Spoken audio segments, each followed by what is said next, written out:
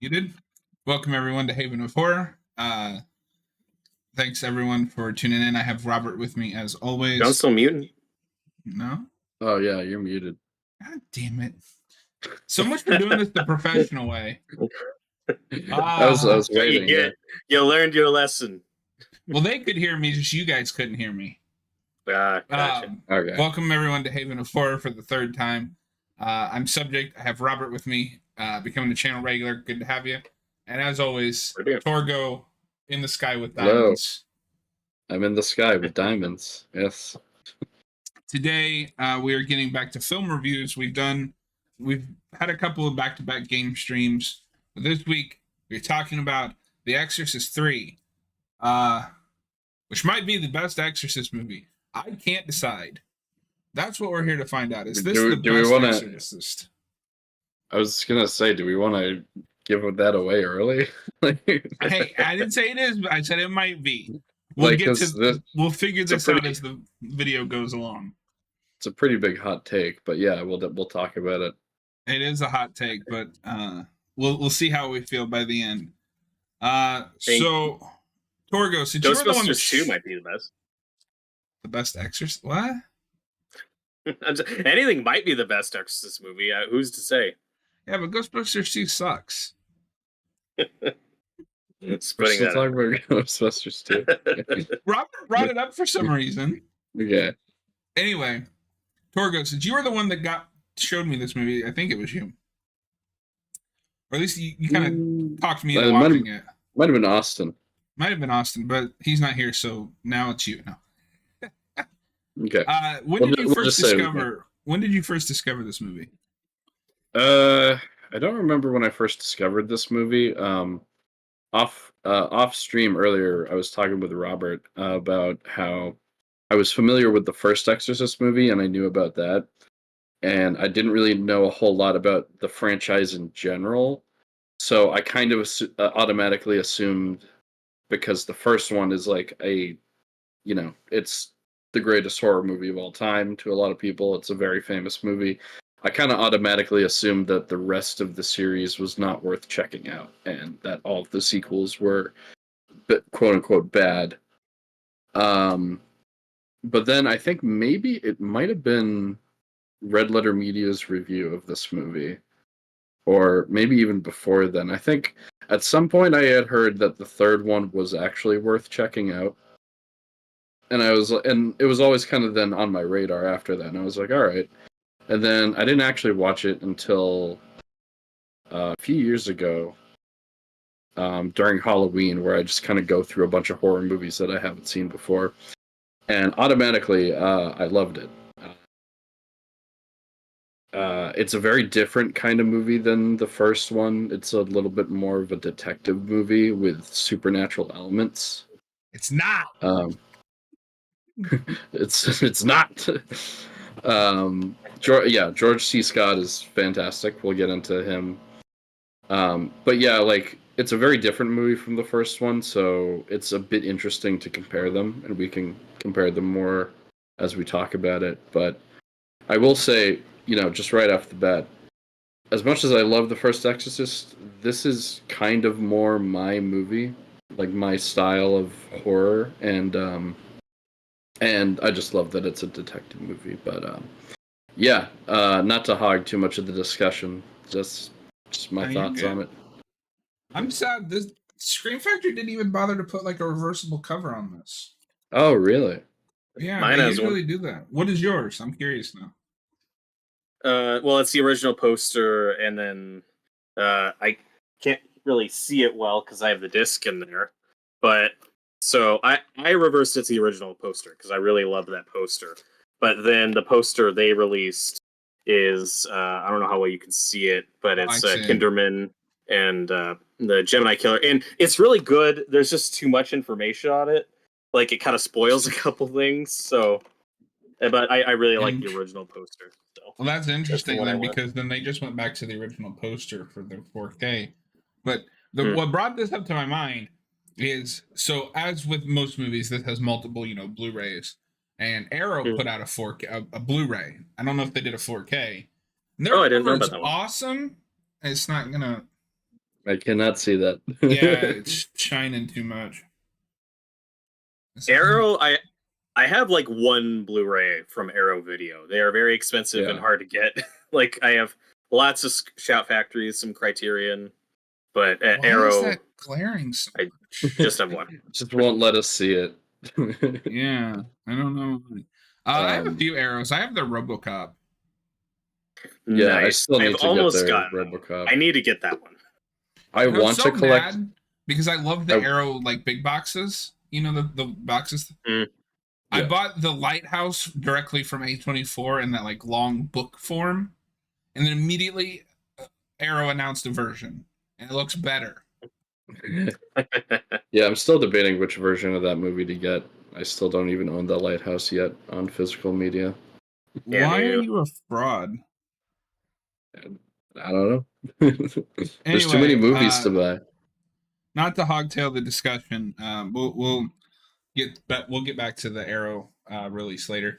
Robert, how did you discover Exorcist 3? I think it was the exact same way Torgo did. It's something I just kind of wrote off. I mean, Exorcist was a movie I discovered like relatively late in terms of getting into horror. I was definitely like either late in high school or out of high school, but it was not one I saw early. I borrowed Exorcist from a friend, and he had the Blu-ray that had both the theatrical and extended cuts of Exorcist. I think I watched the extended one first. But so yeah, it's Exorcist 3, like all the other Exorcist movies, I just kind of wrote off initially, like, well, they all have bad reviews, no one seems to like them. And I think it was Chris Stuckman's review of the first Exorcist where they mentioned the third one and really liking it. That might have planted that seed where I was like, maybe I should check that out. And the Red Letter Media was definitely a big one, though I didn't watch it because I think I was getting into Red Letter Media at the time, and I was like, well, I don't want to watch this because spoilers. So, and then I think I kind of on a whim bought the Blu-ray. I mean, this was a few years ago now, but I don't think it was streaming anywhere at the time, so this is my only option. So I was like, okay, I hope I like this. And then I really liked it, and it's one of those movies where every time I've rewatched it, I've just loved it more and more. And I've seen the director's cut, which is very interesting, and we'll definitely discuss more in detail later, like the differences. Because the original Exorcist director's cut is like 5 to 10 minutes longer. It's mostly the same movie with just a couple scenes added. This director's cut, very different. This movie had a lot of studio interference and major reshoots. So very different cuts, and I've seen both, but I really love this version of the movie. Absolutely. Yeah, funnily enough, I also bought this on a whim without having watched it. I got into Exorcist super late as well. It wasn't until we reviewed it like a year ago now, I think. Because I typically hate possession movies, so I'm like, I'm not gonna like it. I'm just not gonna watch it. It's funny because I kind of wish I had watched it, so I had found this movie earlier. Because I love horror sequels, good or bad. There's always some kind of entertainment to be found, and I think this is kind of a perfect sequel. Yes. Yeah. Where it's one of the only horror sequels that's not the first movie again. In fact, it actively tries to not be that first movie. There's like one reference to the first movie. There's a few. I mean, if you're paying attention, there's several, but the climax is the big one. Well, and the big one obviously is like Father Karras is like a big part of the plot. Yes. So well, the big one I was thinking about is where he talks about where the father was like lying dying after the events of the first movie. Yeah, and obviously in the intro and in like the opening credits, they play Tubular Bells for like 2 seconds, and then immediately like, no, this is a different movie. Well, that's a different movie. And interestingly, that's in both cuts. That's something you would assume would be a studio thing. Like you gotta put the stairs, you gotta put Tubular Bells in there, but that's in both cuts. So apparently, Blatty was cool with that one. Whatever that came into it. Yeah, it's a good thing too because I like that song. Yeah, it's very good. Before we get further into the review, Torgo, give us a plot summary of The Exorcist 3. So yeah, Exorcist 3 set about 15 years after the original, after Father Karras fell down the stairs after the exorcism of Raygood McNeil. It's centered around Lieutenant Kinderman investigating the Gemini killer, who was thought to have been killed or he got the electric chair a long time ago. I think around the same time, like 15 years before this movie. Mm-hmm. But it seems that he's reemerged, and there's been new killings that fit his motive. So Kinderman from the first original Exorcist is solving that mystery. Also reconnecting with his friend Father Dyer, who's also a minor character in the first Exorcist. And from there, it does have its connections to the original story, but it really more so is just a detective movie with strong supernatural horror elements. The best kind of detective movie. Mm-hmm. Yeah. Yeah. So this is a very, very, we talked last week about how Alligators is kind of a popcorn flick. We went to the exact opposite. This is a dense as fuck movie. Like, yeah.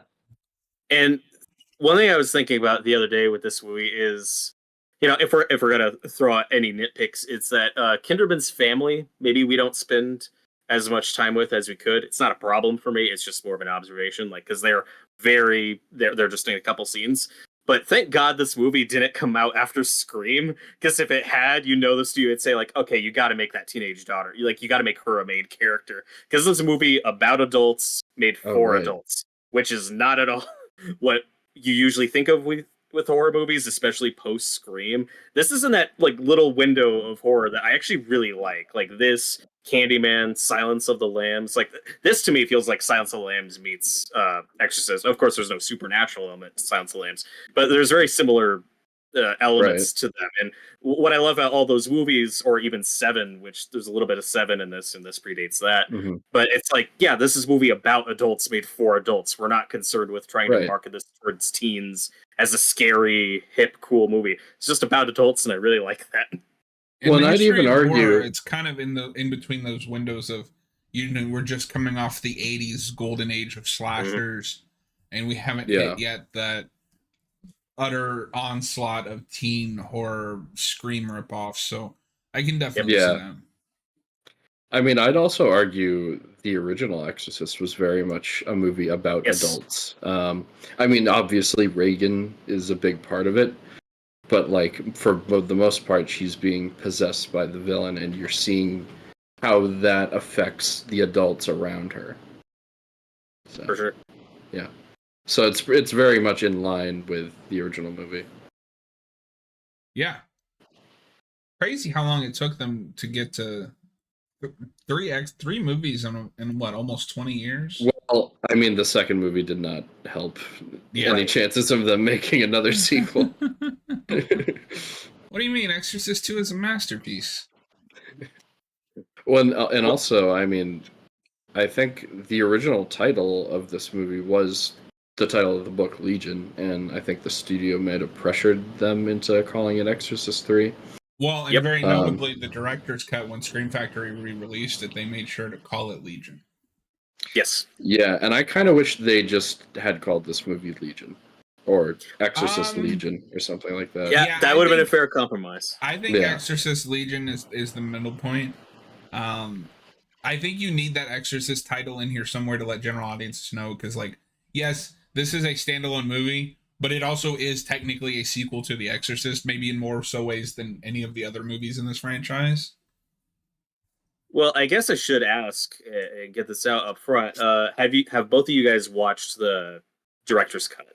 I watched it today, actually. I watched it for the first time today. I'd only been familiar with the theatrical cut. So you've all watched it. So the problem with calling it Exorcist Legion is, originally, there's not an exorcist in this movie. Right. There's not an exorcist in the story, and the studio insisted on putting an exorcist in there, which is why you get the tacked on ending. I don't think that's a problem. Later. Friday the 13th, Part 6 does not take place on Friday the 13th. Yeah, I'm just saying this is the studio's reasoning. We got to call it Exorcist, and if it's called Exorcist, it has to have an exorcist in the movie. That's all from the studio. So silly. And you can really see how tacked on it is in the theatrical cut of this movie. Yep. It's we have an exorcist, and he comes in right at the end. He's set up in one scene before, and that's it. So obviously the two big stars of this movie are Brad Dourif and what is his name? George C. C. Scott. The great George C. Scott. I think my favorite monologue in this movie, outside of the big Brad Dourif one, is the one about the fish. I love it. That's a great scene. Yeah, if I see that carp again, I'm gonna kill it. Yeah, well, the heart and soul of this movie is this friendship between Kinderman and Father Dyer, the priest. And Father Dyer was friends with Father Karras in the first movie, who died, and now that they have become close friends. And my favorite exchange is when he goes to see is when Kinderman, George C. Scott, goes to see Father Dyer in the hospital. And Father Dyer's like, don't worry about it. It's just symptoms my brother had. And he's like, your brother Eddie died at the age of 30. So what? He was killed in Vietnam. There could be a connection. Their banter is so snappy and so good. And if the whole movie was just 2 hours of them talking, I'd be having a good time, because that friendship is really well written. Shit, I could listen to just George Scott yelling things for 2 hours. So I pulled this movie up on Wikipedia just to make sure that it had all the talking points, because I watched both cuts back to back, because I kind of forgot about it until last night, and last night we were doing the Last of Us stream, so I had to crunch a little bit. So I want to make sure this all keeps in my head, and I feel like this is a movie I need to watch maybe like 6 more times to fully get everything. It's there's so much going on. So something that I missed, and at least on this last viewing, and I don't know if I picked up on it on previous viewings, is that the murders are all tied to the original movie. What? Elaborate. What do you mean? So from what it says here, the priest that he murders in the movie is the priest that authorizes the exorcism in the first movie. Okay.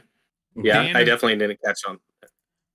Dyer, who is trying to keep track of who everyone is. One of the victims was a friend of the family. And then the other victim was the one who decoded a backwards tape of Pazuzu. So it's all tied to that first movie. That's definitely in the movie. I just didn't connect all those dots. Although the only outlier in that would be the kid at the beginning of the movie. He doesn't really have any connection to the first one. No, but didn't you just say that his mother was connected? Oh. Yeah, Kinkley's mother is the one who decoded the backwards message. Okay. Yeah, I see. So that's it. Pay attention, Torgo. It's the things that we didn't know. That's a cool little detail. Yeah, and they explained in the movie that the Gemini killer's MO was killing people with the first letter K in their names to scorn his father, Carl. So that's something he was able to still hold on to, in his inner debate with the demons or whoever is letting him do this. Or it's like, okay, you can, as long as the gimmick fits, I'll do it. It's really weird, but thank he's God very their names all have K on them. Exactly. But he may have gone straight for Kinderman or someone else, if we don't know how demon logic works. True. But I agree with you that I think the cop and the priest friendship carries the film until, unfortunately, obviously, the priest is murdered in his room at the hospital. It's very sad. Yes. And another scene, though, that's one of my favorites, is when Father Dyer is talking to another priest early on. And, because Father Dyer and Kinderman, they're big movie buffs. They love movies. And he's talking to this other priest and says, well, what's your favorite movie? And he says, The Fly. The Fly. Which is a really funny gag, and also a movie about science and why a man shouldn't play God. Yeah, that tracks. I buy that being a priest's favorite movie. But now I want to know if he means the Jeff Goldblum one or the original. I've always assumed that one, because that would have been pretty recently. And it's like funnier, because that's so gory and hardcore. Super gory movie. Yeah. No, all the dialogue in this is really well handled. I'd like to read the book. I do too. Apparently, the book is just his. He ended up turning the screenplay into the book, so the screenplay comes first. Oh, Right. okay. And as cool as it is that we have Legion, like the director's cut, I'd like to see what that book looks like, because that's going to be the purest version of that we have. True. Yeah. Um. Well, yeah, we were talking about how snappy the dialogue is, and in a lot of ways, I do think this is a darker movie than the first Exorcist, but in a lot of ways, it's also a funnier movie, but just because of the dialogue between Kinderman and Dyer, and then like there's some pretty good gags later on. It's a more humanized movie, whereas because I feel like with the first one, they're trying to make a horror film. Like Sam Raimi was trying to make a horror film with The Evil Dead. You know, we're going to shock you. We're going to make you feel uncomfortable. We're going to scare you. No one in that movie is in a position to lighten the mood. Whereas with this one, the protagonist is much older. You know, he's dealt with some shit. He is able to bring a little levity to the situation, even though it's I'd argue almost a worse situation than the first movie. Yeah. Yeah. And it's a much bleaker ending. Yeah. Especially in both versions. Yeah, though I think the theatrical cut ending slightly more optimistic, but I have to agree with that. The first one I think is a very human story with Chris McNeil and especially Father Karras. Like that, a big part of that movie is just his crisis in faith and what's going on with him and his mom. Like he's like the most human character in that movie. But I see where you're coming from. That there's very little levity in that first movie. Right. You know. Right. No, just, the first movie there's is just a very difference human film. But it's not like human in like these are characters that can uplift this situation. There is no uplifting the original Exorcist. Yeah. Right. Although in this movie, it is not in the file. In this movie, one of my favorite gags is later when they go to like the psychiatric ward, and there's this old woman that goes up to Kinderman. She's like, "Are you my son?" He's like, "Oh, I'd be proud if I was." She's like, "You're not, you're not my son." And I think that seems creepy because if you're paying attention, that's the same voice of the old woman who killed the priest a couple scenes earlier.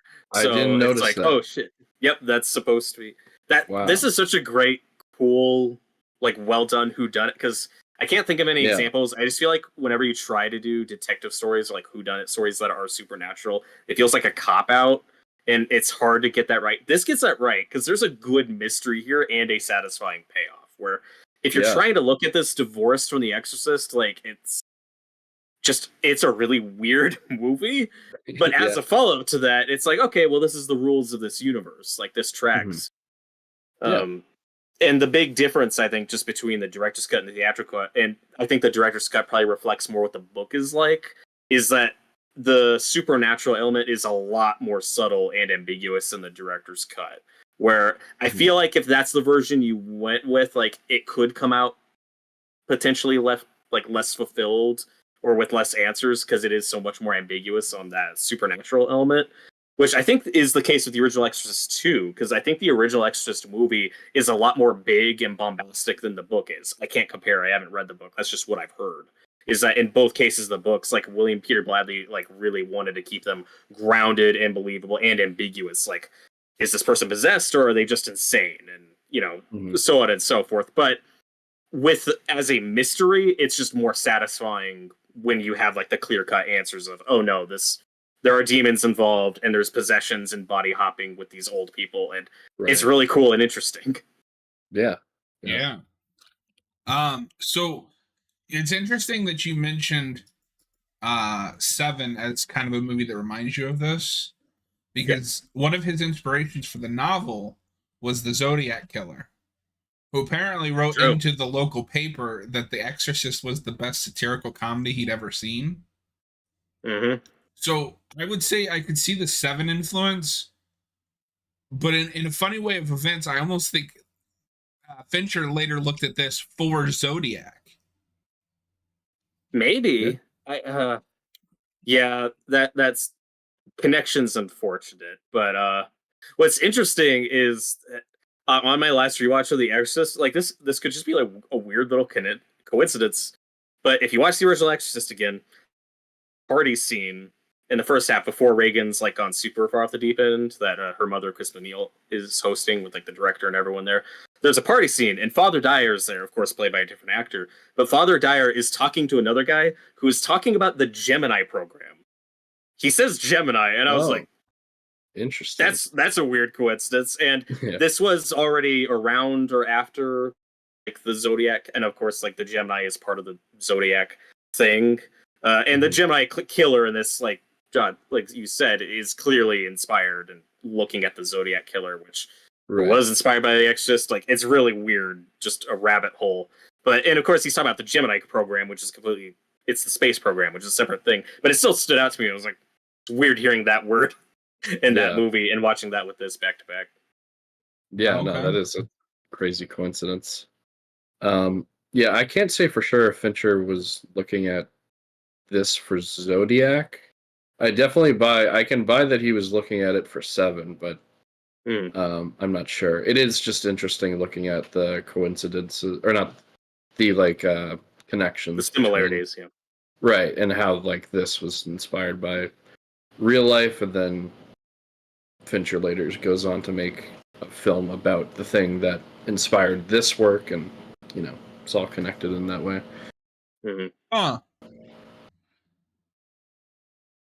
Sorry, I fell down a rabbit hole. We'll talk about it after the video because it's not related to this. Okay.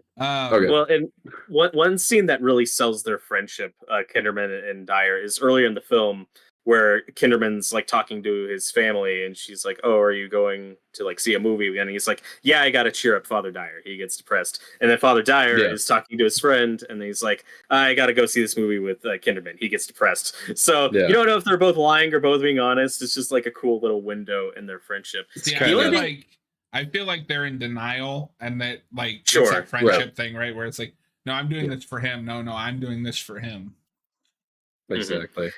When in reality, they both need cheering up. Yeah, exactly. The only thing that doesn't line up great, if you watch these back to back, and I rewatched the first one just to confirm this, that I'm curious how it's handled in the book.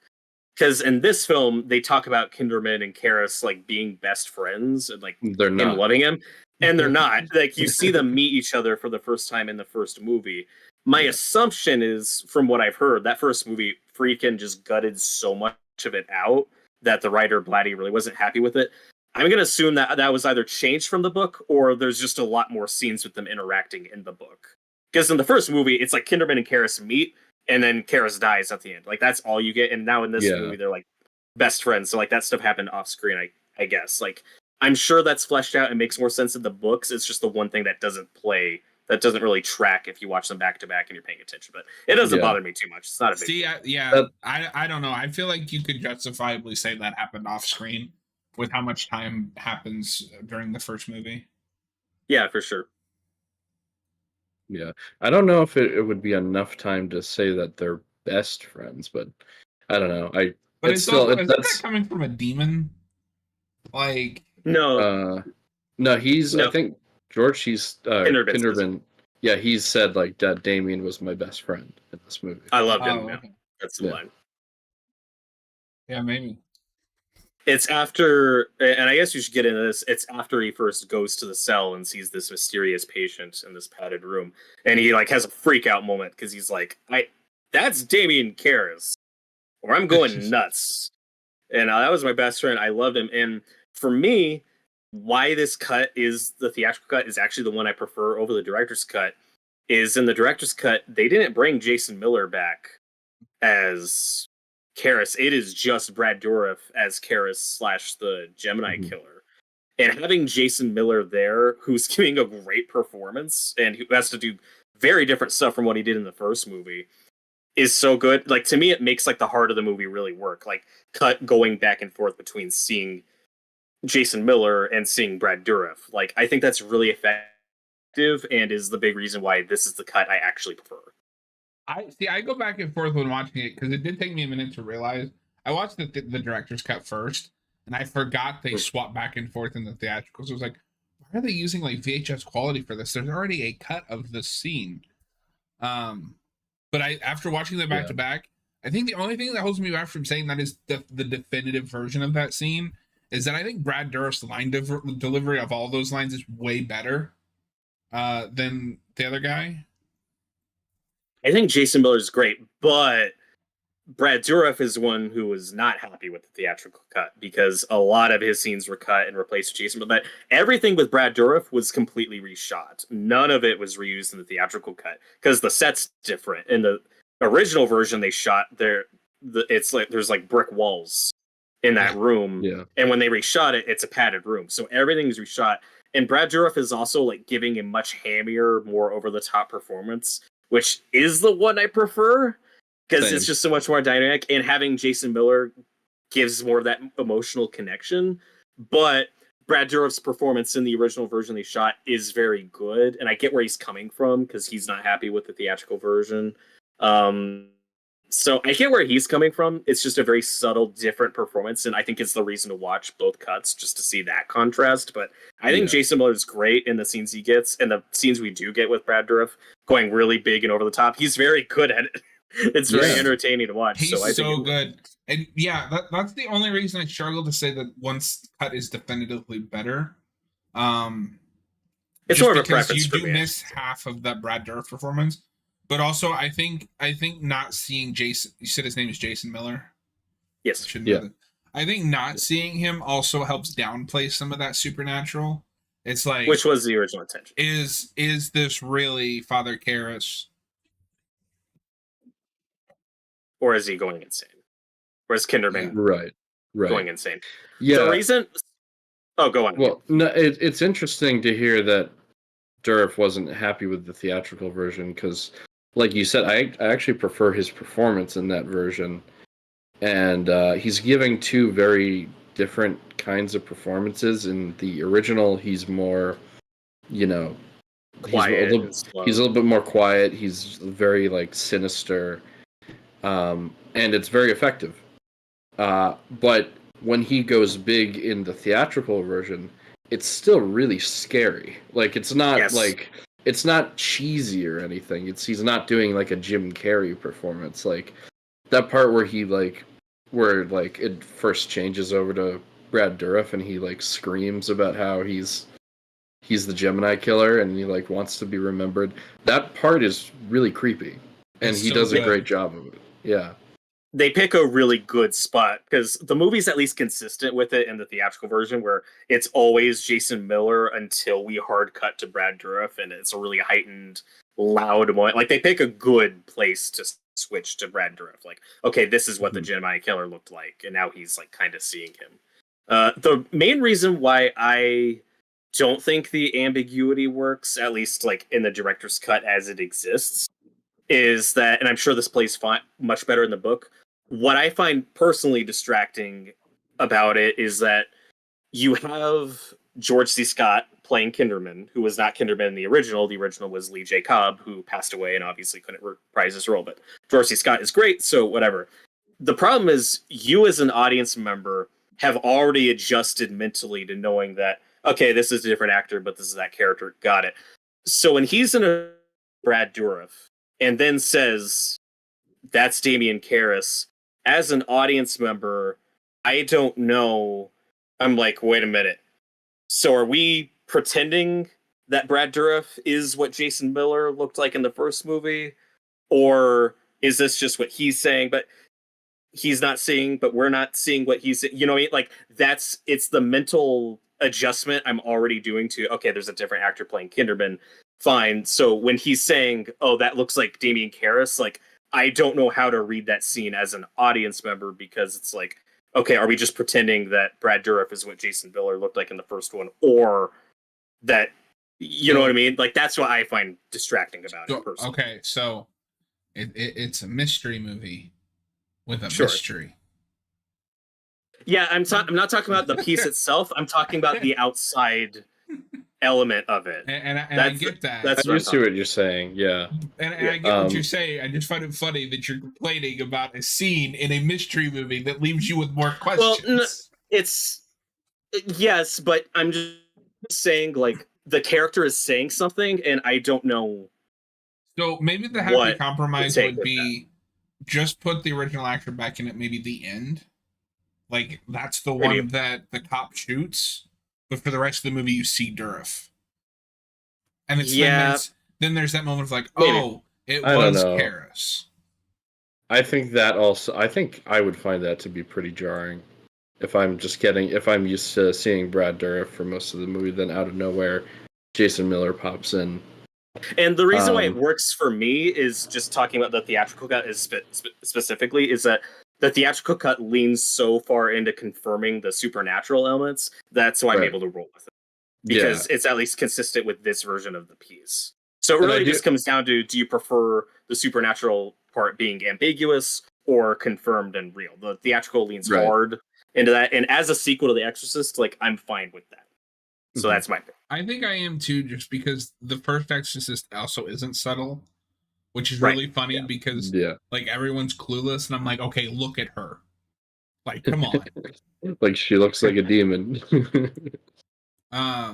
So maybe this cut is the definitive cut for a sequel to that movie, but I think just as a film, it would have been more interesting if we kept that original actor, maybe cut down a little bit more, and then maybe that's a twist at the end is, oh, it really is Father Karras from their first movie.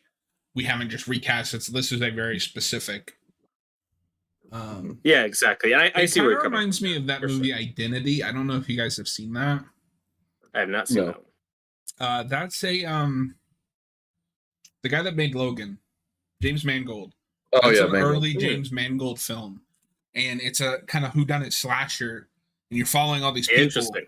And at the end of the movie, you find out, slight spoilers, but I'll keep it vague so that if you decide to watch it, you find out that all the people that you've been watching murder for the last hour and a half are personalities of one of the other characters. Oh. And it's all in his head. It's like that other movie that I guess I can't reference because it's a spoiler from a certain director, but do you know what I'm talking about? It's like another director, the other director we talked about in this. Yes. So I'm like, I guess I shouldn't specify it because that's the whole time. I don't know. I mean, subject to spoiled a movie. I mean, what's the notorious movie with the split personality twist? It's the final film from a director we love. It's some trivia from a horror director we love. It's their final film. We'll see if you have any. It's not Craven. Nope. And this director's still alive. I should clarify that. Director we love. It's his final movie. With a very similar. We won't hold on to this too long and get too sidetracked. What's another movie he directed? I also just realized that Robert and I were thinking of two completely different movies. Oh, really? Okay. What's another movie he directed? The Thing. Oh, The Ward? Yes, I'm talking about The Ward. Oh, I haven't seen it. Okay. Well, that's a twist it's of like that not movie. Available anywhere. This isn't really? I didn't know that. This isn't a horror movie, but I was thinking of Fight Club. Oh, that's very different from what me and John were talking about. Yeah. Never mind. Forget it. Sorry for anyone who hasn't seen Fight Club, though it is very different. I mean, that's also a very famous. I get how you got that. That's for sure. Yeah, that's like that's a sixth. Anyway, so back to Exorcist 3. So, I think for me, at the end of the day, I do end up preferring the theatrical cut overall. The only thing that would stop me from wanting to watch the director's cut again is just it's so distracting going from like crystal clear Blu-ray to here's a VHS scene. Yeah. And sometimes in quick succession. Yeah, sometimes just little snippets, but and I guess now that we're into it, the differences we've already discussed how the studio insisted you got to put an exorcist there. People are seeing an Exorcist movie. You got to have a big exorcism scene at the end. So he reshot all of the Gemini Killer stuff with Brad Dourif. All that stuff has been reshot, and a lot of the original footage was lost. It was lost for decades. And the thing, what I find interesting with William Peter Blatty is he was still very proud of the theatrical cut, unlike Brad Dourif, who wasn't happy with how his scenes were cut and changed. William Peter Blatty was still proud of this film and was like, you know what? either they're gonna get someone else and ruin it, or I'm gonna do these reshoots myself. And they want an Exorcist scene, I'll give it my best. And there are like those little scenes. Like one of the main issues with this cut is just the fact that the Exorcist who comes at the end is introduced way late, gets very little development, and is just there for the ending. But the scene that introduces him is still really well directed, with this bird that he's carrying after that dies, and the crucifix falls off the wall, and you get that great close up of like that miniature of the crucifix. It's like it still has the DNA of the rest of how the rest of the movie is shot. It's not like other movies, like, I don't know, Justice League, where it's like, oh, here's that version, here's this version, just cutting back and forth. So even the reshoots, for the most part, fit very well with what he had shot already, and I find impressive. So like I said, he was still proud of the theatrical version as is, but he always intended on doing a director's cut that didn't have that stuff. That was more what he originally shot. And I guess at the time the studio just didn't let him. And then a few years later, when he wanted to pursue that, like that footage was just gone. It was gone for many years. And it was found like around 2014, 2015. And the only footage that existed was videotape of the dailies. I don't know who found it or where, but that's all that they had to go with. That's all that exists anymore, is just this VHS tape of a lot of the dailies. Still not everything, but most of it. And that's what this director's cut is that stuff put back in and rearranged. And I'm glad he was able to see it finished and released, because that comes out in 2016, and then he died in 2017. So I don't think he was like super hands-on like with the actual assembly of it. I think like Scream Factory and other people were more involved with actually putting it together, but it was something he wanted, and I'm glad we finally got it. No, I mean, like, I'm super happy it exists. But I think at the end of the day, I would just watch the theatrical cut and then maybe like watch the extended Durf scenes on YouTube. Although something I noticed is there's some really weird choices in the director's cut. So like the first scene with them in the hospital or the mental institution, whatever, where it cuts to "we're fine," and then it cuts to a random reaction shot from a nurse that's clearly from those dailies, and then back to the movie. It's like, why did you put that in there? It's nothing. Well, and that's part of why what I'll still say in defense of the theatrical cut is like most of the heart and soul of this movie is in here. So like if the stuff with Kinderman and Father Dyer is stuff you like most of what they shot's still in here. There's like just some little snippet. There's like maybe 2 minutes of extra stuff with them. That's cool to see in the director's cut, like that extended hospital scene where it just gives you more context. But I think the cut still works. There's just a lot like just kind of cut for time, but I still think the pacing and the theatrical version for the most part still plays really well. Yeah, I think the theatrical cut feels like feels better paced in some scenes. I agree. And maybe that is just because, and I think part of that is because there's scenes that they add that I don't think they needed to add back in. I don't need you to add to a random cutaway of a nurse reacting to George Scott going, "We're fine." Yeah, I don't know. I guess like the director's cut, I just view as more of like a what if scenario, but not like, oh, like this is 100% what the finished film in 1990 would have been if they didn't do the reshoots. So I even hesitate to really call it a director's cut because I mean we were talking about it earlier, but I don't know like how. I guess he signed off on it, but I don't know how involved. But what else would you call it? Right. Yeah, I mean, the Legion cut. I don't know. The work prints. I don't know. So the only reason I think you can get away with calling it as a director's cut is it is the closest to a director's cut you'll ever get. Yeah. And The funny I was thinking about this earlier today. Director's cut doesn't really mean shit anymore. So I'm gonna use Dawn of the Dead as an example. As you know, there's 3 cuts of that Many film. cuts. Yeah. At least 3. There might be a 4th one, but I'm blanking. Of the original, right? Yes. There's only 2 cuts of Snyder's remake, and only one of them is like even findable now. Interesting. Yeah, you can't find the theatrical cut of that movie as far as I'm aware, unless I've got the Scream Factory 4K over there. Maybe it came with it. They're usually pretty good at that. There's a theatrical cut, an extended cut, and the European cut. The theatrical cut is technically the director's cut because that is the cut that George Romero himself approves. Right. But it's not called a director's cut, it's the theatrical cut. So at the end of the day, Yeah. you can slap director's cut on him, but it doesn't mean anything because the director's cut is just whichever one the director likes the most. Now, would William Blatty have liked the Legion cut more? Maybe.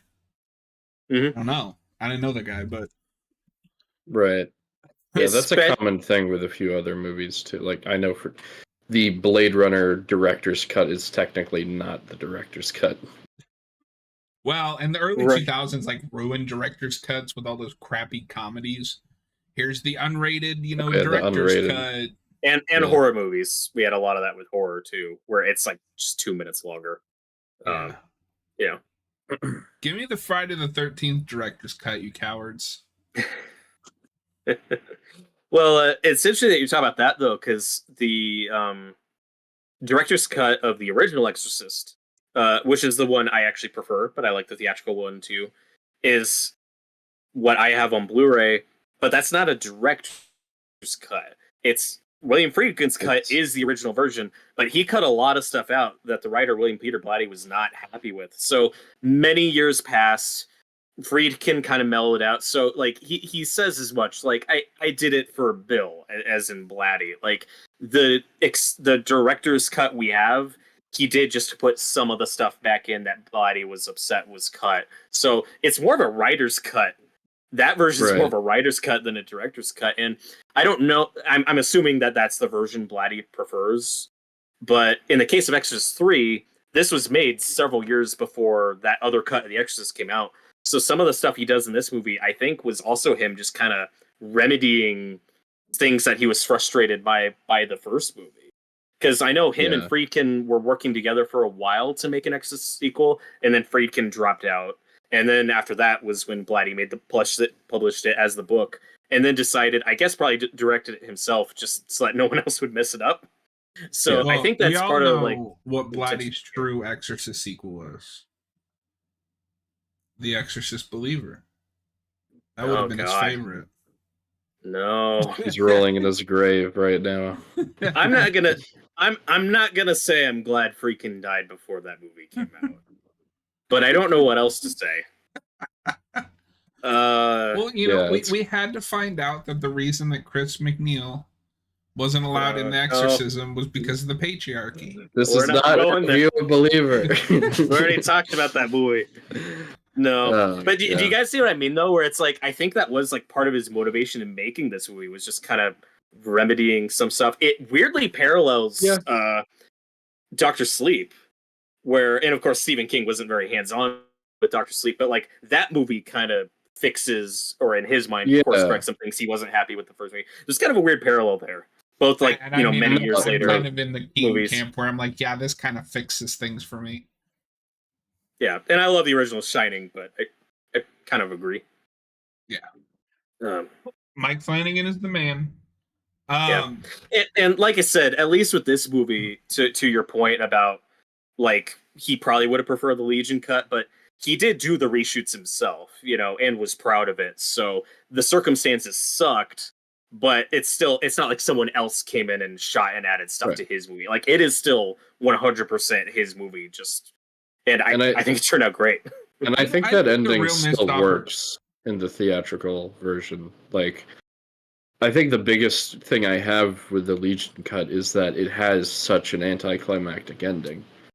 And I guess that's kind of on purpose, but it's also just like, I don't think it completely works.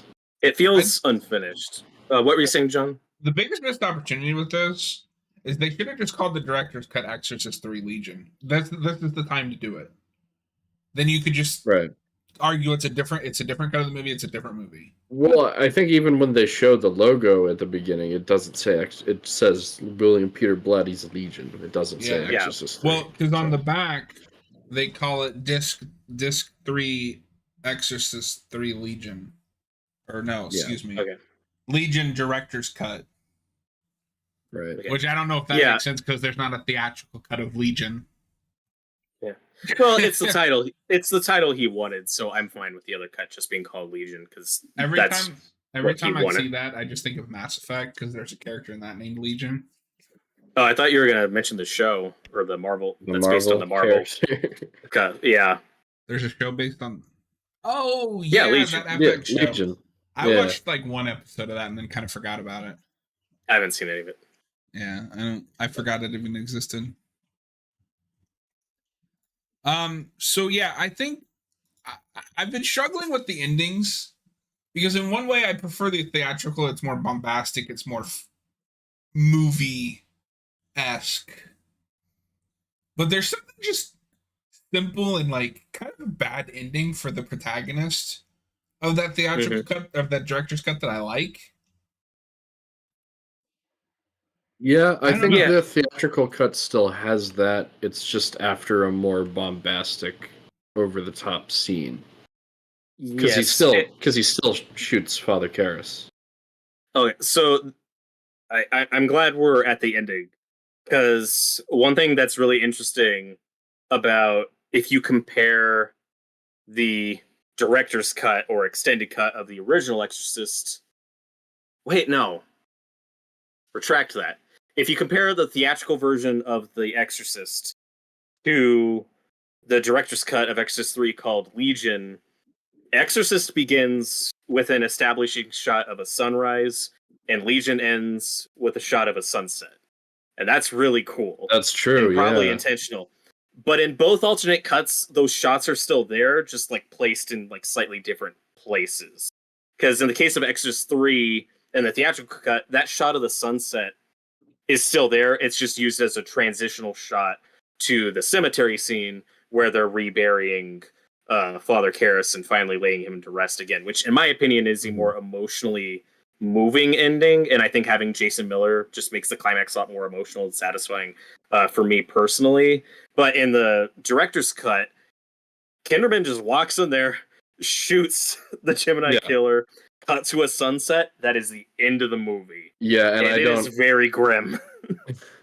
And I'm fine with it being grim. My thing is just like it's not satisfying to watch this wide, flat shot of George C. Scott shooting Brad Dourif, and then the movie just ends. Yeah, they're also just working with the footage they have, so like, of course, yeah. It may have played like slightly differently, you know, if they never had to do all those other reshoots. And the reason why it just makes it like more grim is that it's like, okay, so he just walked in and killed a guy, so his career is probably over as a lieutenant. Like, he just murdered someone. And in the theatrical cut, you get just more of a sense of, because A, you have a priest there who's dying or messed up. It's like, you have all this other stuff where it's, you just kind of have to throw your hands up. It's like the first Exorcist, like, I don't know what the fallout of this is gonna be. Right, but exactly. You can hope for the best. The director's cut just plays a lot more grim. And one thing that I really like about the theatrical cut too is there's a scene in the director's cut much earlier on that I wish wasn't removed, but they repurpose it very well. I don't know if you guys know what I'm talking about yet. There's a scene in the director's cut when he first sees the Gemini killer, but sees him as Damien Karras. After that, they go and have Karras's body. They dig up Karras's body, open the coffin, and he sees that's not Karras, that's somebody else, which they do explain and is still talked about in the theatrical version. Oh, but yeah. Since that scene is removed in the theatrical cut, that scene is repurposed, and with different context through editing, it's they're reburying Karras. But it's a recycle of that shot of Kinderman and the other guy just looking to the grave, and the theatrical cut ends with a close up on Karras's headstone, which I love the sunset, and that's still there just a few seconds earlier. And just for me, the theatrical cut just has that more emotional closure ending, and it just repurposes that footage really well. So good on Blatty for that. I really ZXRY. Thank you for the follow. Sorry, I wasn't looking at chat. I was focused on the conversation. Glad you're loving the stream. Welcome in. Thank you for the follow. I mean, I basically just agree with everything Robert just said about like that. It's still like a dark ending, but it's more bittersweet. It does have more of that like emotional level to end the movie on, rather than just a cold like He shoots him. Cut to a sunset. Cut to credits. Done. Yeah. Yeah. But yeah, that's about all I had to say about the ending. Did you guys have anything else you wanted to talk about, as regards to the ending, and then also differences between the two versions? I think you guys have kind of helped me come to a decision with that. I do think ultimately I like the theatrical cut. I think what's interesting is there's almost a happy medium where there's some things from the director's cut I wish was in the theatrical cut. And there's some stuff in the theatrical cut that I wish was in the director's cut. So maybe there's still a definitive cut of this movie. But if you do like the movie, I highly recommend watching the director's cut at least once. Like I might go back to it at some point, other than just YouTubing the Brad Dourif scenes.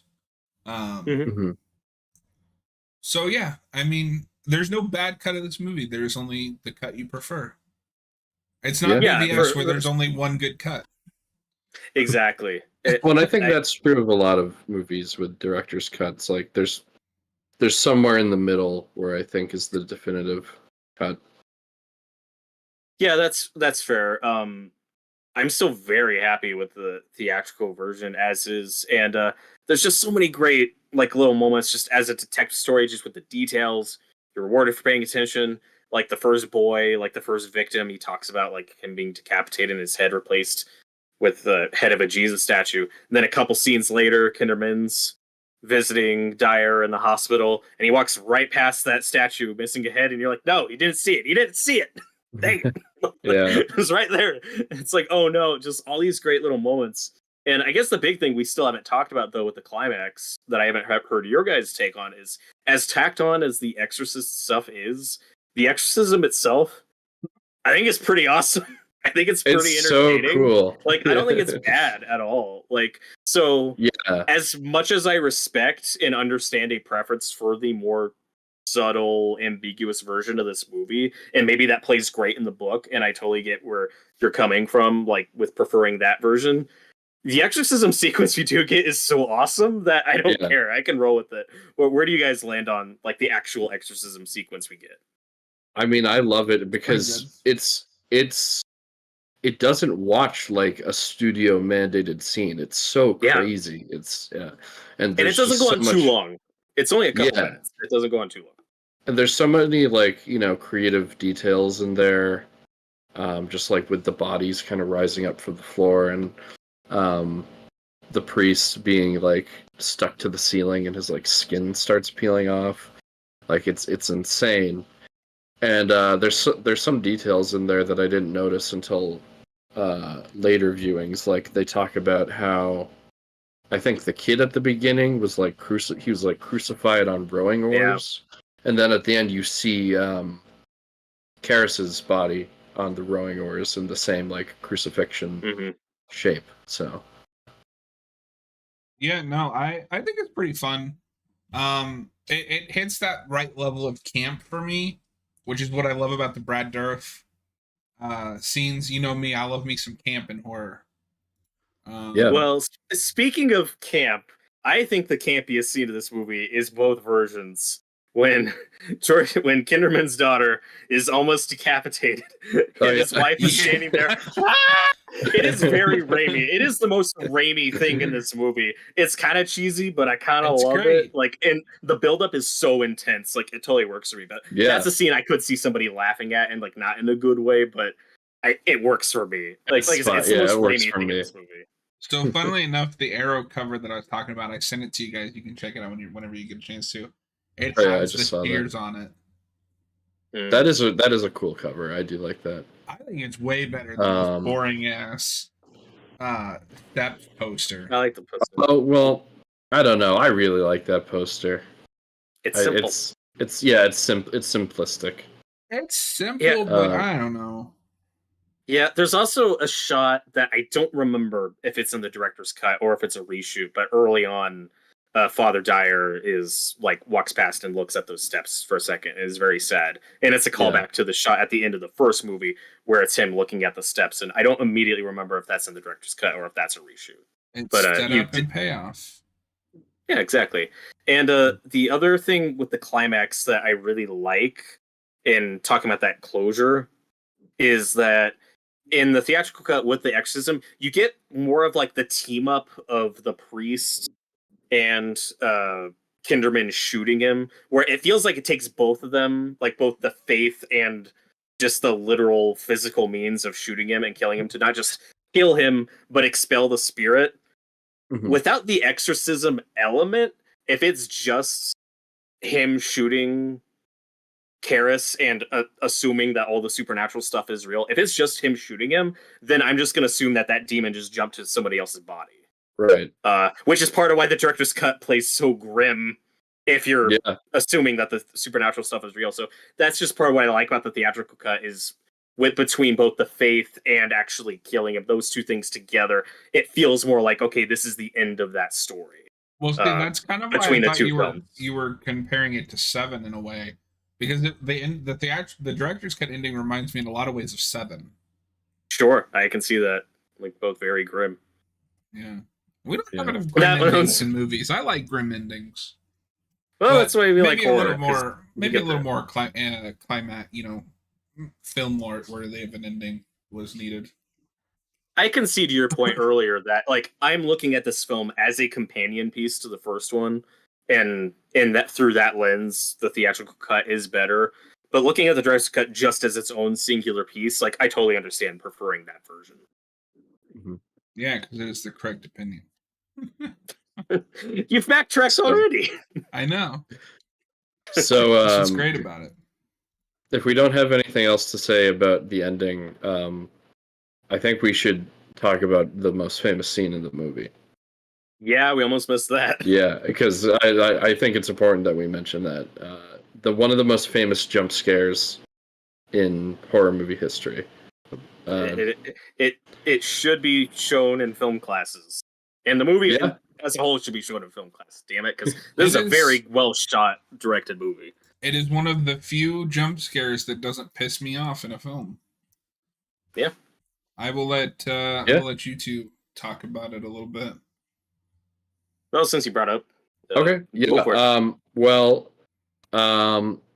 So I'm not one of those people that hates all jump scares.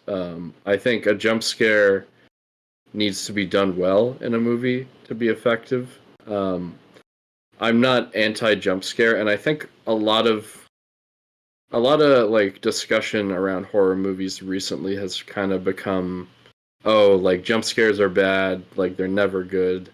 And I don't think that's exactly the case. And I think this is a great example of how you can do it well. It's just the fact that it's become a crutch to use jump scares in bad, like Blumhouse horror movies.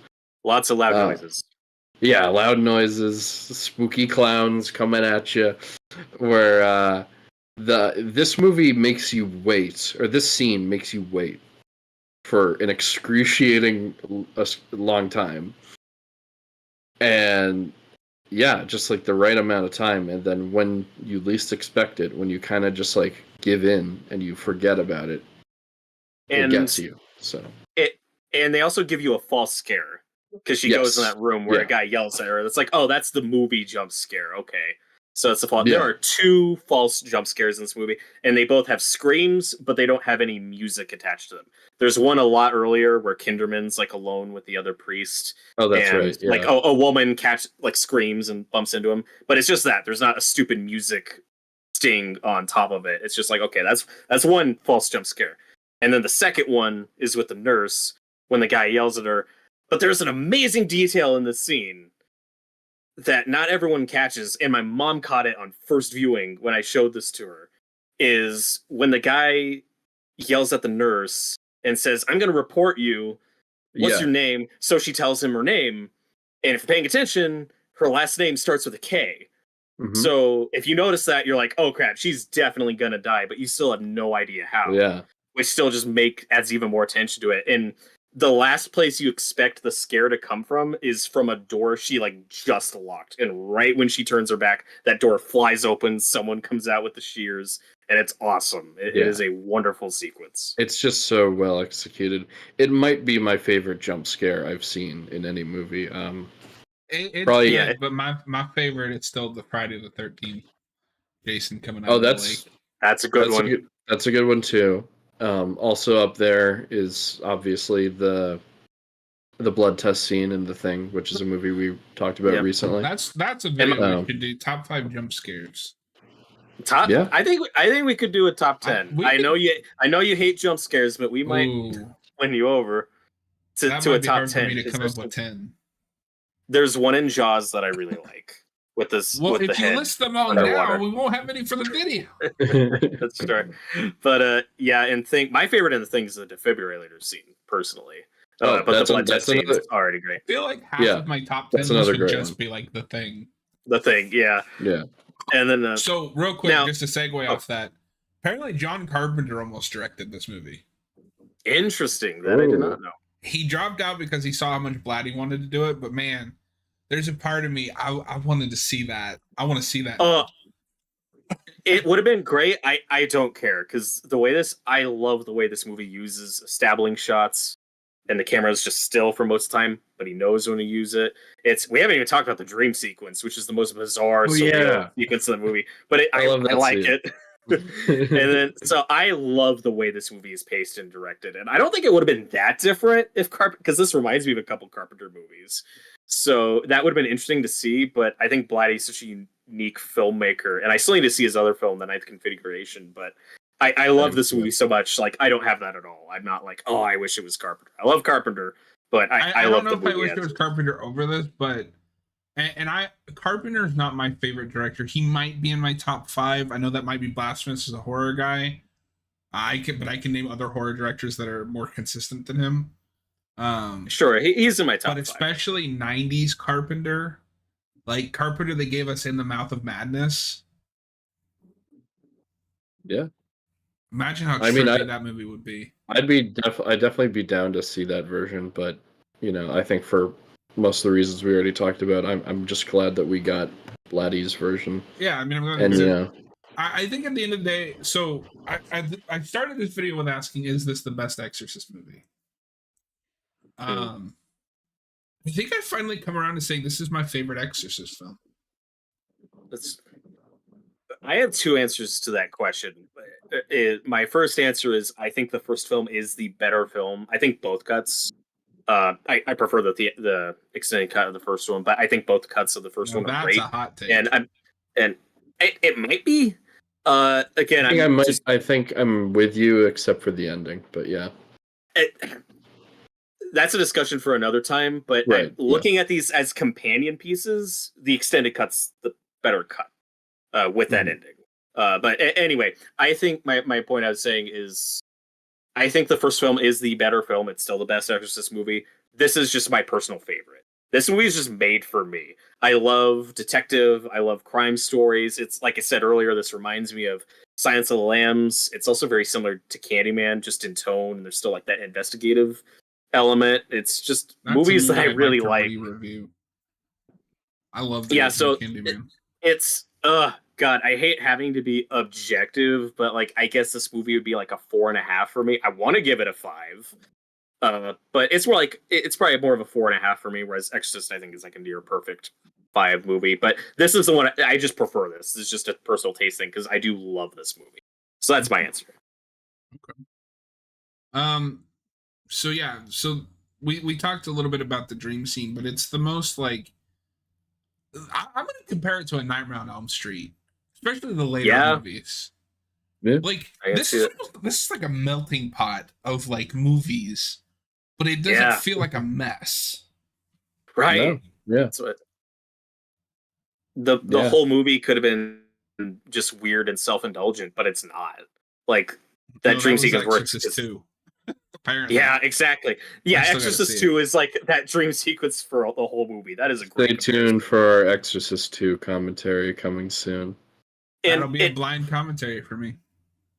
And it doesn't feel like too far-fetched because, I mean, the first film has a dream sequence, which is a lot more subtle, but there's that sequence in the first one where Damien Karras is having that nightmare where like he's seeing his mother across the street and he's like yelling and she can't hear him. So there's a really similar mood to both dream sequences. Just the one in the first movie is a lot more subtle and simple, like Nightmare on Elm Street 1. And then you get to this, which is like Nightmare on Elm Street 5, which is the most extreme, surreal version. And the celebrity cameos are a bit distracting, but I mean, the only one I like immediately recognize is Fabio.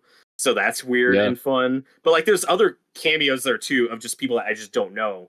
So it doesn't take me out. Yeah. But it's just a really interesting concept, like just seeing like celebrities and just all these strangers just as angels and ghosts. Like it's a really cool sequence. I didn't even recognize Samuel L. Jackson until later. Yeah. And well, that's not really a cameo. That's just a bit role. And that was before he became famous, so it's not really a celebrity cameo. And they dubbed over him. So. Yeah, exactly. So let's we're at over an hour now. I feel like we touched on most of the stuff, at least that I wanted to talk about. So Torgo, I'm gonna give to you for any final thoughts or anything else that you feel we need to discuss about this movie. Yeah, I'm trying to. I think we covered most of it, but I'm trying to think if there's anything else. Yeah. Well, I don't know. I'll just say, if I can answer the question, if this is the best Exorcist movie, I'll just say no. But it is my favorite. So Sure. I think we're pretty much on the same page in that regard, the three of us. So I do just want to throw out this disclaimer real quick. When I say best, I don't mean on some objective level, because there is no best Exorcist movie on an objective level. If this is your favorite Exorcist movie, in my opinion, then that means it is the best Exorcist movie to you. Okay. Well, yeah, that's fair. For me personally, I like it the most, but I would say that to you, it is the best Exorcist movie. Well, I would say that the original is a better movie. But there's more flawed level. I have more problems with this movie, and it doesn't break the movie for me because I love it. But I have more problems with this movie than I do with the original. The Exorcist, the priest coming out of nowhere, is a big thing. It's a little bit more clunky. It is pretty tightly written in a lot of ways, but there's certain things that are kind of clunky about it. But honestly, I think the positives far outweigh the negatives. It's one of the creepiest movies. I think it's scarier than the original. I do too. I like that it's more of a dark detective movie. As much as I like, some possession movies, I just find the detective aspect more interesting. For me personally, and it's just perfectly written, directed. The dialogue is really good. So that's a lot of praise I'm heaping on the movie. So I'm just gonna come out and say 5 out of 5. I don't know if you guys are gonna agree with that, but that's my rating. You guys can fight me into giving this a 5 out of 5. I will. I'm just trying to be as objective as possible and say I'm more at like a 4. I think we did a. We're just talking our opinions. Like, who cares? No rating is objective. That's nonsense. No, John, you're right. I agree there. You're right, John. But I see what Robert's saying. It's like it's a review. We have to address stuff that we thought didn't really work. We have to criticize it a little bit. Or how about? I think we did. So. Yeah. No. Like I feel like I've criticized it a little bit. I don't have as.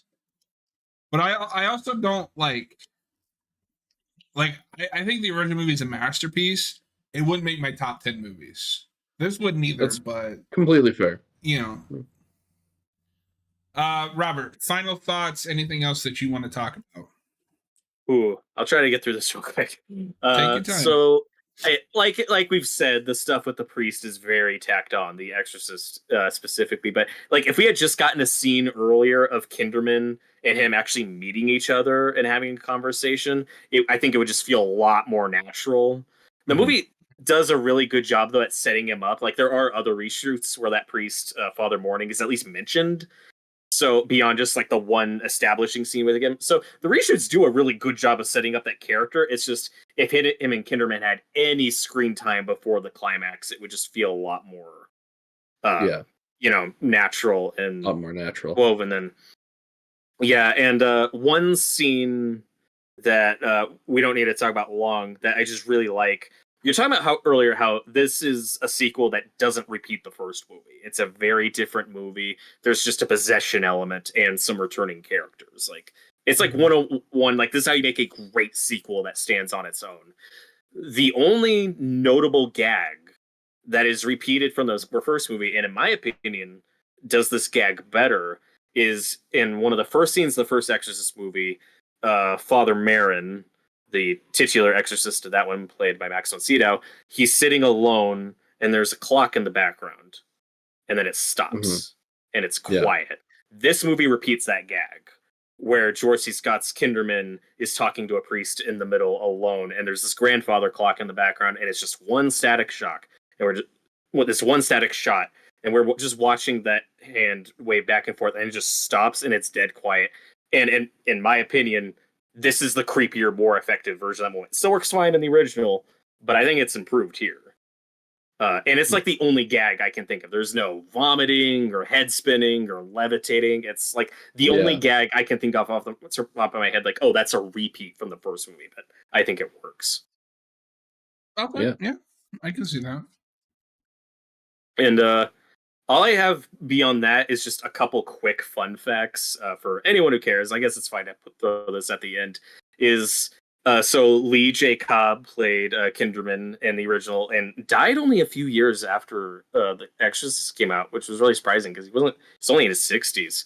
So oh wow. And so George C. Scott plays him, and then a few years later, George C. Scott is in the remake of 12 Angry Men, playing the character that actor played in the original. Oh, so he's just a really good fit for that actor because he did that twice. So that's one fun fact. The other quick fun fact is George C. Scott is also a lead in a movie called The Changeling from the early 80s, which is a very good horror movie that I would recommend. It's a very good ghost story. We reviewed that. Okay, that's great. He's in that? Yeah, he's the lead. Yeah, he's the lead. Yeah, it was early 80s. I don't remember anything about that movie. Remember that movie. Well, I'm recommending to anyone watching. I like The Changeling a lot. Very good ghost story. I think we were kind of middle on it. I want to give it another watch. Yeah, that's fair. But I didn't especially. I wasn't in love with it. Yeah, God, I don't even remember that movie. Yeah. Yeah, I gave it a 3. So it's like, it's not okay. bad. Oh, yeah, I think I gave it the same. Yeah. Okay. George C. Scott's the man, dude. You got to watch more movies. I do got to rewatch that movie. Yeah, I like George C. Scott a lot, but this is my favorite performance of his. I love him in this movie. He's so good. I love him in Doctor Strangelove as well. That's probably one of my other favorite. He's very funny in that movie. And I think he brings some of that to this movie. Yeah. Mm-hmm. Like, I don't know if the cop yelling all the time should be funny or not, but it is funny. Yeah. It doesn't matter. It's compelling. Oh, and he's in Firestarter. That's another movie I want to see. Yeah, I still need to see that one. I forgot he's in that. He's not like known for doing horror movies, but he did a few. Yeah. And it's just Lee J. Cobb's Kinderman in the first one is a lot more friendly. He's a lot warmer in the scenes you get with him, but it still tracks. Like, he doesn't feel like a radically different character. It's like, no, he's just older and more sarcastic and bitter, but it doesn't feel like a completely different character to me. I can see that character getting more bitter with age and you know, just seeing all of his friends pass away. Yeah, for sure. You said it earlier, but are you sticking with the 4.5? Is a 4.75 allowed? You can do whatever you want. That's great. I'll give it a 5. Call me a fraud. It's fine. No one here will call you a fraud for that because you're right. And several years from now, or several reviews from now, when we're looking back at like other fives, I'm gonna feel like a jackass for not giving this a 5. So screw it, give it a 5. Hell yeah! I don't like giving movies ratings anyway, but sure. So I think this is a fascinating movie, and I think in some ways the themes that it's tackling, while very similar to The Exorcist, I think I like how they're handled here a little bit more. Where it's two opposing sides that have a very strong argument talking, whereas the first one is more like finding that lost faith, or this is more of a discussion of science versus faith. Sure. Well, but in the case of both movies, though, our protagonist is an atheist, which I think is in the case of Chris McNeil and Kinderman in this one. You just also have the Karras character in the first one who's struggling with his faith. But these movies were written and made by William Peter Blatty, who was a devout Catholic. He believed in this stuff and was passionate about it. And that's why I think these work without coming off as preachy, is you have non-believers as your protagonists. And I think that's what makes them unique and really interesting. And seeing the arcs that they take on, there's a lot of nuance. Where Chris in the first movie is more of a passive, like she's not strongly arguing for one side or the other. And then you have maybe more debates between the cop and the pastor, and then the cop and the demon, which for me is more captivating than just the mom, like, I don't care what you do, I don't care about your religion, just save my daughter, which is good. But I find this slightly more interesting. I like the detective angle. I like all the performances. I think Brad Dourif is one of the most memorable things in this entire movie. I like him more than anything in the first movie, I'll just say that. But I love Brad Dourif. Like, it's Chucky. How can you not love Chucky? So yeah, I'm gonna give this a 5 out of 5, and I keep track of all their 5 out of 5 movies. I mentioned this the last time we had a 5. This is the 15th movie to make our list. Interesting. Hell yeah! I just thought you wouldn't, but I thought you wouldn't give this a 5 because you were so not sure which cut early on you preferred, and that there are things you prefer about the director's cut that you were sure in this one. So because you were like, we were talking about like being unsure about either cut, like that's just what makes me surprised that you're giving this a 5. I think overall you can't go wrong with either cut. There's things I liked about both cuts that I wish the other did, but nothing that I wish was in one particular cut or the other or crossed over holds that particular cut back, I think, is what I've come to kind of realize. Hey, and it's funny. It took us like a year to add to the 5 out of 5 list, and then we add 2 in like a row. Oh yeah. Do we? All right. You didn't give Alligator a 5? We did not. It's a good movie though. Yeah, it was a good movie, but not quite on that level. We have 3 movies left on the wheel, Torgo. All right. We have Chopping Mall and From Beyond. And what was the other one? Oh, From Beyond's so fun. Burial? Okay. Burial, yeah. Interesting. All right. So are you ready for everyone's favorite time of the day? Let's spin the wheel. The wheel of the worst. I mean... No, you don't want to get sued. That's a different show. All right, here we go. Oh, and it's Burial. The one that I don't know what it is. Same here. So that's weird because I also don't know what that is. And apparently I picked it. So. You would have had to have. Yeah, because I don't know. Or maybe it was you and you just don't remember. What about Austin? That's between Torgo the two and I of were us. the only... Okay. What year did that come out? I can't even find it unless it's this 2022 movie, which I can't imagine it is. Hold on. Did I add a 2022 movie? There's probably a lot of titles too, where it's like The Burial, Buried, which is what I thought. There's probably lots of like weird variations on that title too. Burial. I would guess. See if it's still on Shudder. Yeah, the only movie on Shudder is from 2022, and it's got Tom Felton in it. Interesting. Okay. Oh, if it's on we- Shudder, then it's probably the right movie. All right, Yeah. we have to settle this debate once and for all, Torgo. Who added Uh-huh. this? I really don't remember picking this. I have no memory of this movie. How did we send each other the It's a list? Did mystery. you message it to me? I don't remember if I DM'd you or I did it in the main channel. I might have DM'd you. The Gemini killer did it. Oh my god, it was the Gemini. An old person logged in, hacked your account, and added burial to the wheel. All right, hold on. We have to decide. We have to figure this out live on stream. Oh no, we're gonna be here for hours. Hold on. Well, since we're let me search it. You Sorry, check go the on, main Rob. server. I'm gonna check our DMs. Okay. So next week we're not doing a Haven of Horror, correct? We're planning on reviewing Batman Ego on Yes. our other channel, Gotham City Bulletin. So if you're a Batman fan, check that out. Batman Ego. We're going to review that next week. So the following week we can review Burial, which you guys are talking about. Or do you want to push that off and do a commentary instead? I'm fine either way. I was just wanted to throw that out there. If you want to get this review out of the way in a couple weeks, or mix it up with commentary. I'd like to focus on Shutter Shuffle. Yeah, now. we've got 3 left. Let's get these done, and then we'll take a break from Shutter Shuffle and just do some random Sounds films. good. I don't know. Yeah, and the Thing commentary was really fun. I think we could find another movie. Oh yeah, Commentary.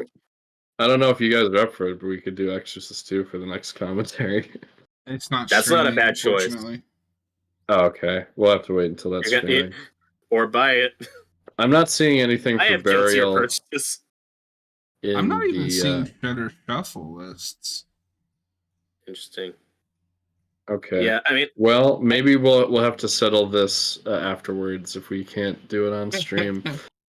yeah, I still need to upgrade some stuff to 4K. I've decided that, okay, Exorcist and Exorcist 3, I would upgrade to 4K, but I would stop there. I'm not going to be a completionist when it comes to 4K. Exorcist 2, I could talk myself into buying on a cheap Blu-ray just for the hilarity of it. Like, Yeah. there's space in my Blu-ray collection for some guilty pleasures, funny movies. Exorcist 2 was one of those. I could talk myself into getting the Blu-ray of that. Just for how insane it is. But I wouldn't make you guys buy that, obviously, to do a commentary. We could pick something else. The only bad Exorcist movie I would buy just for the fun of it is the second one. Yeah, exactly. So you're gonna buy Exorcist Believer so we can do a commentary on it? No, that is not what we just said. No. Talking about the heretics, sir. John, the power of Christ compels you. No. All right. Yeah, we'll settle this later. Maybe what? if we can hang on. Okay. Hang on just a second. Sammy, I apologize. I don't know what you're asking to join, but there isn't really anything to join. This is a private podcast, members only. But yeah, we're gonna head out. Thank you guys for joining us as always. Robert, pleasure as always. Torgo, great to talk to you. Next week we will be on Gotham City Central, God damn it, Gotham City Gazette. No, Bulletin. God damn it. I got it right. Your own podcast, which is only on YouTube. Thank you guys for tuning in, and we will see you next Thursday for the Buffy video. And then Friday we will be on Gotham City Bulletin. Have a great